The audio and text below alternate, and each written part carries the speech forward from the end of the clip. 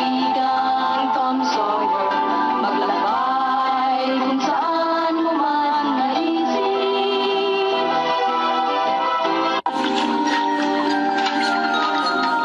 Umaga na naman. Pero para sa akin, may ibang uri ng umaga to dahil Lunes. Unang araw ng isang linggong pag-aaral. Bakit ba may linggo pa? Lalo lang naghihirap ang loob ko pag naiisip kong kinabukasan Lunes na at pasok na naman sa paaralan.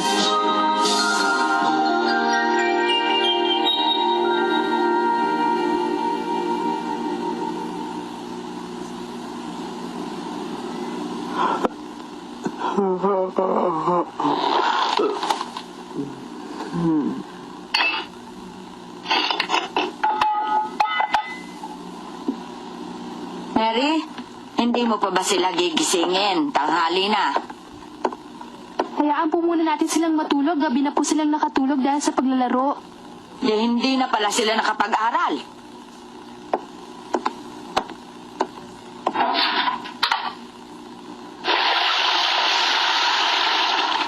Aray! Ako, aray! Sid! Aray ko! Aray!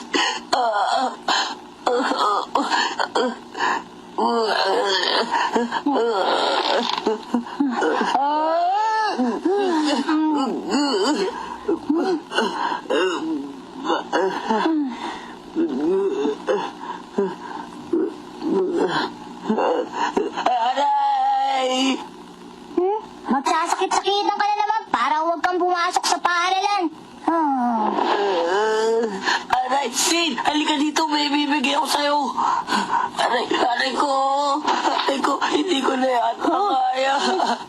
Aray ko, aray. Ano ba ang nangyayari sa'yo?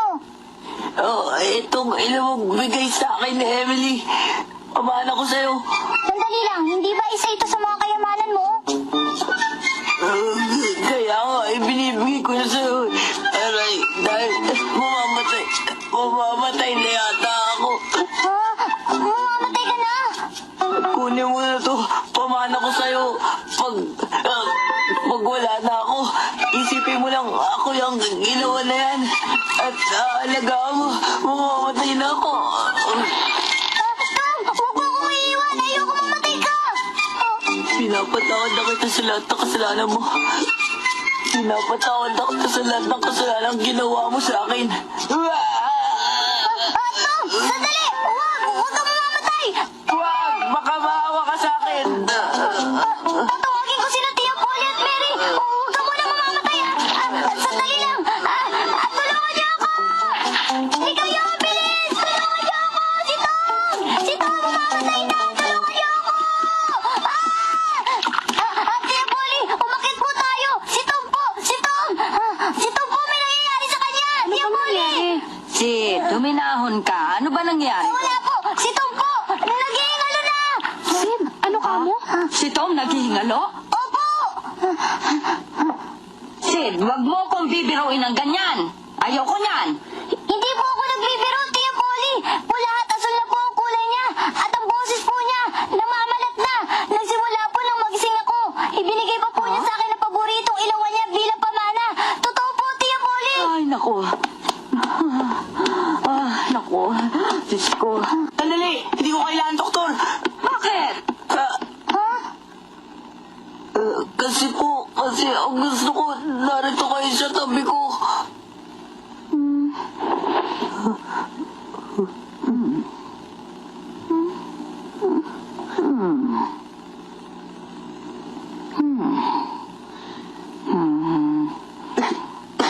Huwag kang gagalaw. Buti yan, pali. Nakikitin mo ako.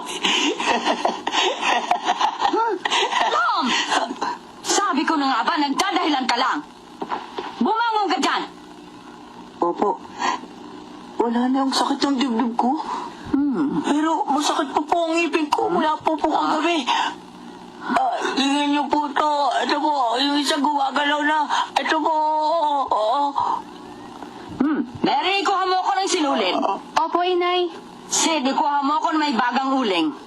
Opo, Tia Polly. Ano pong gagawin nyo? Bubunutin ko ngipin mo. Ano po? Huwag na po ngayon. Titiisin ko na lang po ang sakit ngayon. Mawawala din naman po ito eh. Hindi. Bubunutin ko ngayon din. Huwag na po ninyong bunutin. Hindi ko na po sasabihin ayoko pumasok sa paaralan. Yun pala ang dahilan. Nagsabi ka rin ng totoo. Nagsasakit-sakitan ka dahil ayaw mo na naman pumasok sa paaralan. Yun na naman ang dahilan. Hindi po. Wala na pong masakit sa akin ngayon.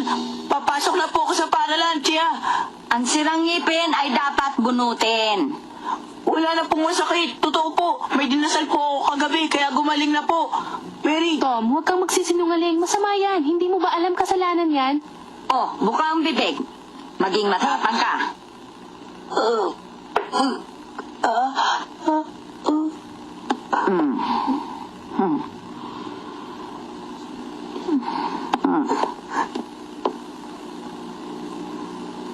Ano po gagawin niyo?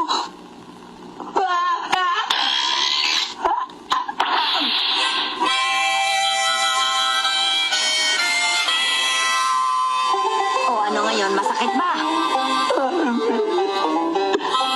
Ano ba kumaga to?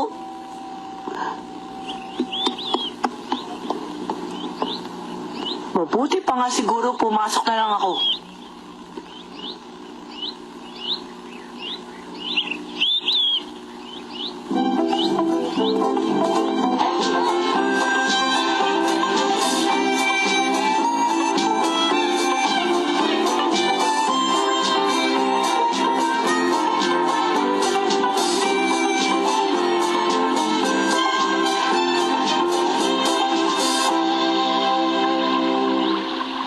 Hoy, Tom! Ba't nandiyan ka? Anong ginagawa mo dyan? Hinihintay kita. Sobra na ang init sa barilis na tinutulugan ko, kaya kumuha ko ng bahay bakasyunan. Bakasyunan? Talaga? Nakakita na ako. Gusto mo makita? Dapat. Di ba papasok ka? Hindi na ako natatakot ng palo. Tayo na! Ang ganda ng lugar. Kitang-kita ang Mississippi at mahangin dahil mataas. Dito tayo! Tara.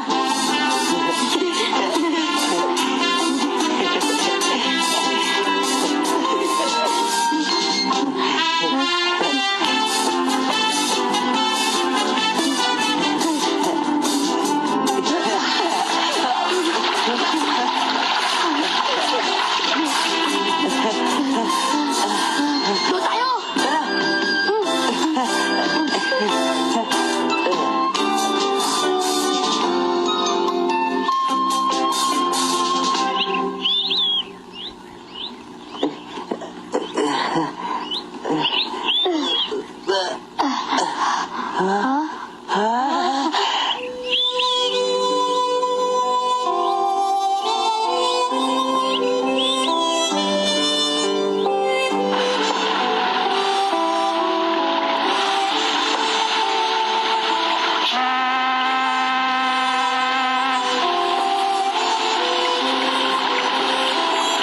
Ang ganda ng lugar. Talaga bang gagawa ka ng bahay dito? Oo ba? Gagawa ko dito. Sige, bibigyan kita ng kahoy at lagari, pati na rin martilyo at pako. Tama! Salamat, Tom! Ito ang plano ng bahay ko. Sige, tutulungan kita sa paggawa. Gusto mo ba? Ano yan, Tom? Binunod ko yan mag-isa, katunayan na matatag ako. Sa'yo na yan. Tulungan mo ako.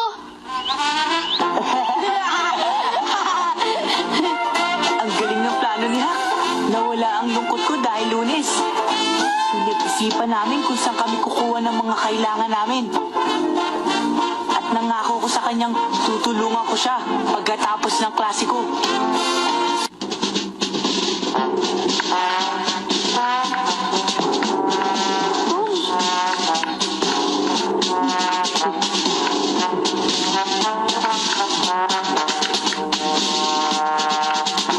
Thomas Sawyer, Po, anong oras na sa akala mo? May kalahating oras ka nung huli. At saan ka dumaan para makapasok, ha, Tomas? doon po. At bakit ka nahuli? Umuuga po ang ngipin ko at binunot po ito. Ito po.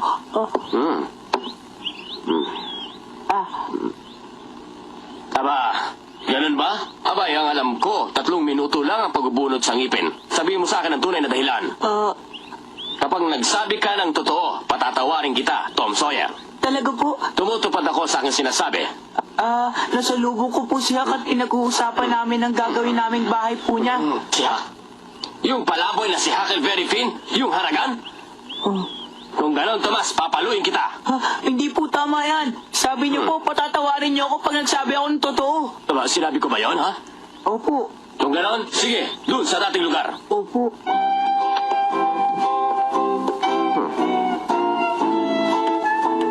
Ang malas ko naman yon. Buhat ng di ko natapos ang bigay na dasal galing ni Tandang. Halika na. At ililipat kita ng upuan. Magmula ngayon, dito ka na mauupo, Tomas. Ipakikilala nga pala kita sa bago niyong kaklase. Ito si Rebecca Thatcher. Becky! At Becky, ito naman si Tom Sawyer, ang mga katabi mo sa iyong upuan. Mag-iingat ka sa kanya. Opo. At Tom, ilipat mo na ang mga gamit mo sa bago mo upuan. Opo! Maswerteng araw to. Ang pangarap kong babae ay dumating sa akin. Kasabay ng paghagupit sa akin. Mga bata, dahil kay Tom Sawyer ay nanghina ako. Kaya ipagpatuloy niyo na lamang ang pag-aaral niyo ngayon ng kanya-kanya na lang. At samantala, magkapahinga muna ako.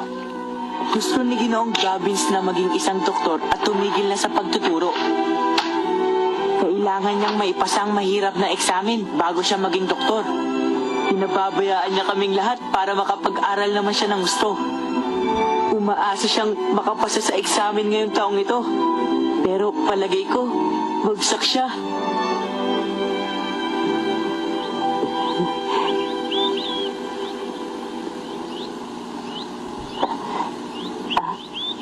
Becky. Nagkita tayo sa simbahan kahapon.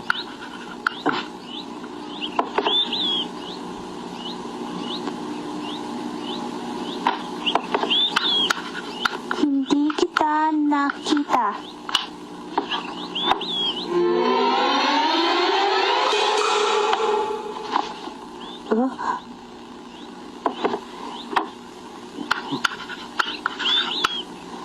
Natatandaan mo pa ba ang nangyari ng Sabado?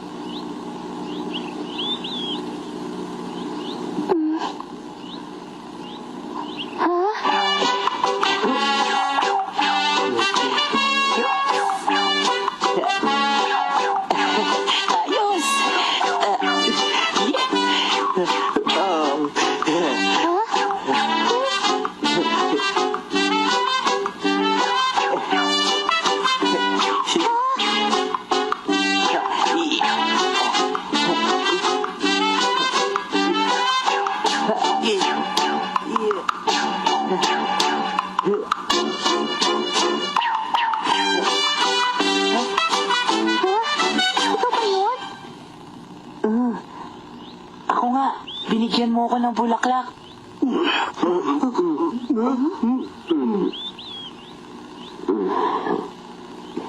Nakatulog.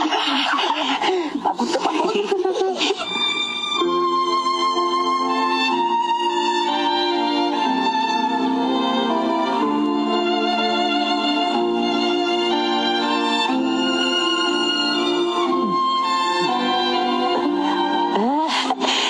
Ang sarap ng katas ng prutas na ito, Becky. Tuwaya ng nanay ko, Tom. Dati siyang nagtuturo ng pagluluto sa St. Louis. Kaya pala eh. Ikaw pala si Thomas Sawyer. Paggaling galit lang si Ginoong Dobbins. Pero pag hindi, Tom lang ang tawag niya sa akin. Sa akin naman ang tawag. Becky, Ha? Paano mong nalaman? bumalik ako sa bahay niyo nung Sabado ng gabi. At, Ano? di ba, pinakilala kayo sa amin sa simbahan? Ah, oo. Maari ba kitang dalawin mamaya, Becky? Aba, sige. Salamat.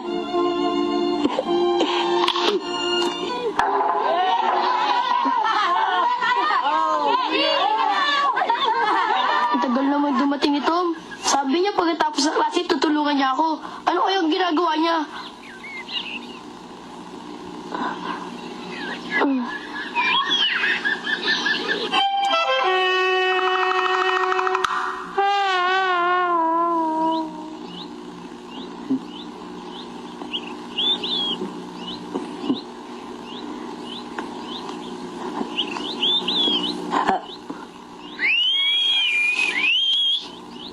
Ikaw pala, Tom. Tuloy ka. Naku, yung aso.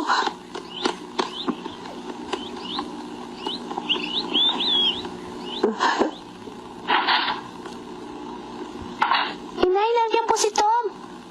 Siya ba yung sumisipol kanina? Opo. Hindi yata marunong gumalang.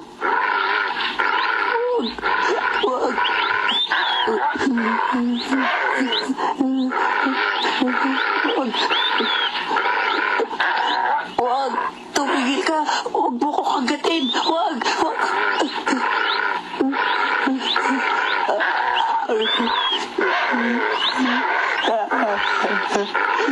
Ako po, yan.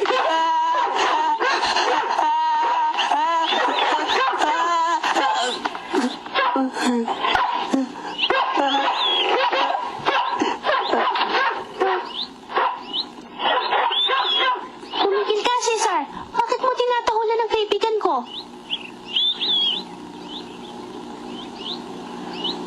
Ayos ka pa ba, Tom? Ayos lang ako, Becky. Salamat sa'yo. Ito, dala ko para sa'yo. Ah, salamat, Tom.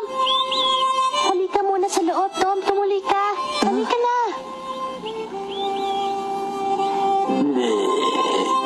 Ganyan kung paano kami naging magkaibigan ni Becky. Ngayon, wala na akong lungkot Lunes. Hindi ko pa rin gustong mag-aral. Kaya lang, makikita ko naman sa paaralan si Becky araw-araw.